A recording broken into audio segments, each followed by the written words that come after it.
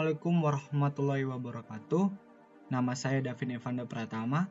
Di sini saya ingin mengerjakan tugas sistem operasi TM3 tentang penjadwalan, struktur, dan pengelolaan sistem operasi. Langsung saja kita masuk ke materi pertama, yaitu definisinya.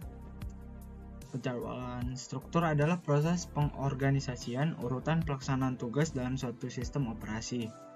Pengelolaan sistem operasi melibatkan pemeliharaan, pemantauan, dan pengelolaan sumber daya komputer. Komponen penjadwalan struktur ada proses, entitas aktif dalam sistem komputer yang memiliki kebutuhan terhadap sumber daya. Ada komponen antrian tugas, daftar tugas yang menunggu untuk dieksekusi oleh sistem operasi. Ada komponen algoritma penjadwalan atau metode yang digunakan untuk memilih tugas yang akan dieksekusi dan mengatur urutan mereka. Dan yang terakhir ada komponen manajemen proses atau pengendalian dan alokasi sumber daya komputer kepada proses yang sedang berjalan. Nah, di sini juga terdapat metode penjadwalan seperti penjadwalan first come first serve, yaitu mengesampingkan prioritas tugas di proses sesuai urutan kedatangan. Ada penjadwalan short job first, tugas dengan waktu pemrosesan terpendek diberikan prioritas. Ada penjadwalan prioritas, tugas dengan prioritas tinggi dieksekusi terlebih dahulu. Dan yang terakhir ada penjadwalan round robin, tugas diberikan waktu eksekusi yang terbatas sebelum dipindahkan ke antrian belakang. Selanjutnya terdapat penanganan kegagalan sistem operasi seperti mekanisme to identify failures, algoritma deteksi dan sistem pemantauan untuk mengidentifikasi kesalahan dalam sistem komputer.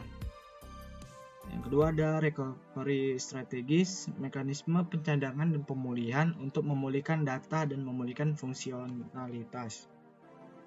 Dan terakhir ada redundation technique, perangkat keras ganda dan mekanisme failover untuk memastikan keandalan sistem. Selanjutnya ada pengelolaan sistem file. Nah, di sini terdapat sistem file hierarki atau yang disebut struktur berbasis direktori yang mengatur file dalam hierarki. Nah, pada tingkat paling atas terdapat direktori atau folder yang dapat berisi file atau direktori lainnya. Ini memungkinkan pengguna untuk mengorganisir dan mengelola data dengan cara yang terstruktur. Yang kedua ada sistem file journal, metode pencatatan yang menggunakan log untuk memastikan integritas data.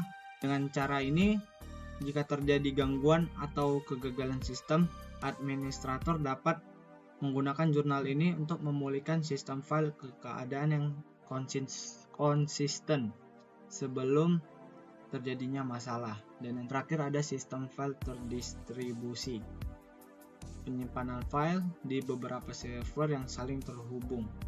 Keuntungan sistem terdistribusi melibatkan skalabilitas yang baik, toleransi kesalahan, dan pemanfaatan sumber daya yang efisien.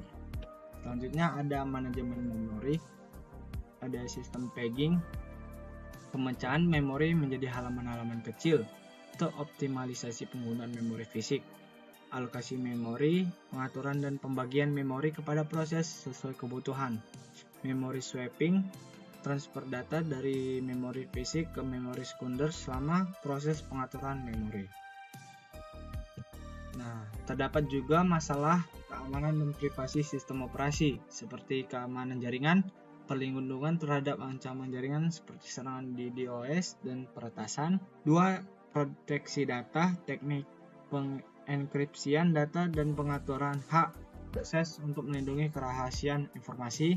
Dan yang terakhir ada manajemen identitas, proses mengelola hak akses pengguna dan autentikasi ke dalam sistem.